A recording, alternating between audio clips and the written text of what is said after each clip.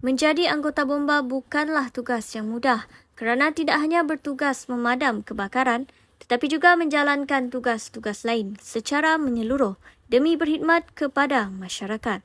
Boleh dikatakan menjadi seorang anggota bomba merupakan antara kerjaya yang paling dekat dengan masyarakat.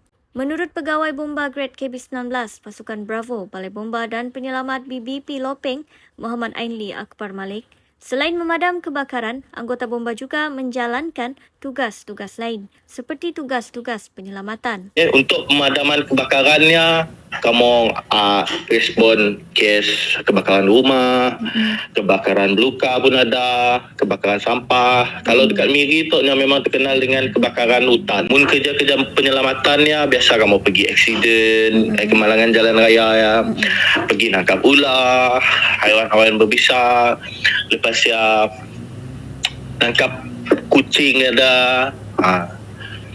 Lepas ya kadang-kadang cari orang hilang, cari orang sesat.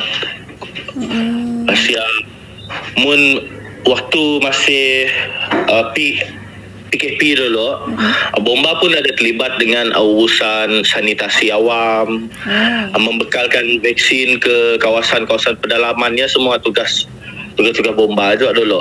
Ujarnya yang telah berkhidmat selama 11 tahun sebagai anggota bomba itu, pelbagai cabaran telah dihadapinya, namun yang paling berbekas diingatan adalah kes kebakaran rumah melibatkan 2 beradik dan kemalangan jalan raya melibatkan 5 individu meninggal dunia akibat bertembung dengan kenderaan lain ketika sedang berlumba di jalan raya. Kongsinya ketika itu beliau masih bertugas di BBP Shah Alam dan peristiwa kebakaran melibatkan 2 beradik serta kemalangan jalan raya itu adalah yang paling teruk pernah dihadapinya. Tambahnya lagi, selain pengalaman menyayat hati dan ngeri, beliau juga pernah berhadapan dengan pengalaman lucu sepanjang menjalankan tugas. Ceritanya, beliau pernah dipanggil untuk membuang semut api. Malahan ada juga yang pernah menelefon pihak bomba melaporkan bahawa ada ular di rumahnya. Namun sebenarnya ia hanyalah daun kering. Namun katanya sekecil apapun tugasan itu, ia tetap tanggungjawab dan tugas bomba yang tidak boleh dipandang remeh serta harus dilaksanakan sebaik mungkin. So, kita sih dapat nak salahkan orang awam sebab sidaknya rasa sih selamatlah sidaknya tunggah bomba. So bagi kamu orang ya setiap panggilan bukan main-main. Bagi kamu tetap respon even yang macam kes apa tadi, kes macamnya kamu akan tetap respon je.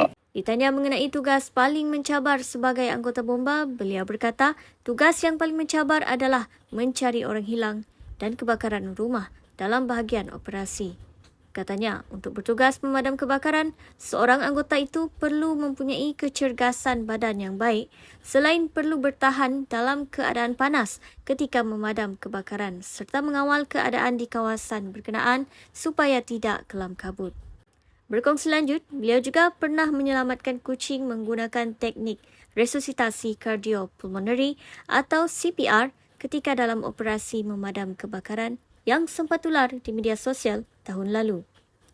Jelasnya ketika itu beliau sedang bertugas mencari dan menyelamat dalam kes melibatkan kebakaran rumah di Kampung Luak Miri. Pada masa itu katanya balai bomba tempat beliau bertugas adalah sebagai balai bantuan dan ketika beliau sudah sampai di lokasi kebakaran telah berjaya dikawal oleh balai jagaan di kawasan itu. Jadi bila kamu sampai siap, api pun memang dah terkawal, kebakaran memang dah terkawal.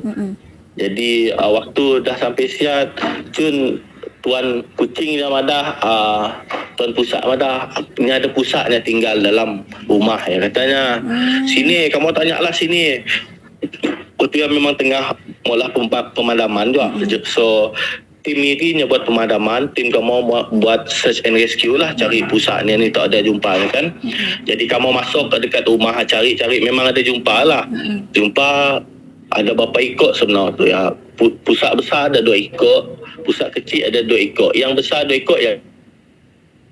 Aku si dapat ya. Tadi si Seidah tindak balas banget. So kamu usahalah. Usaha macam ni mau buat tu. Ya kata pegawai kamu coba kau CPR bah, coba kau CPR lah. Hotel CPR yang